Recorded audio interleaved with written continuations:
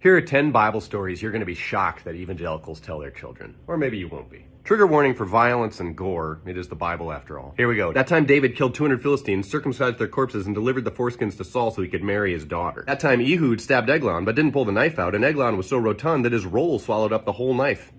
And then he shot himself. I loved that one as a kid. That time Jephthah promised God he'd sacrifice the first animal that came out to greet him when he got home, and his daughter came out first, so he sacrificed her. That time Levite was scared a mob would murder him, so he gave the mob his concubine. They killed her, etc. He was so shocked and appalled that he cut her body up and mailed the dismembered parts to all the tribes of Israel.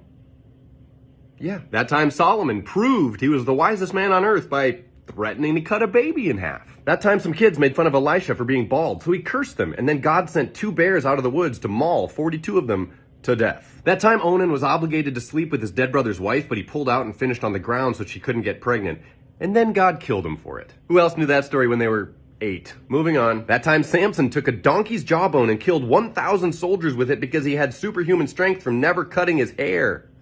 Goals. That time Jesus was feeling so peckish that he killed a fig tree for not having any figs for him to eat, even though figs weren't even in season. I'm gonna have to side with the owner of the tree on this one, JC. And finally, that time the Apostle Paul said women should be quiet in church. And then people kept taking him seriously for 2,000 years. That was just a few of them, too. Come along for more if you feel like it.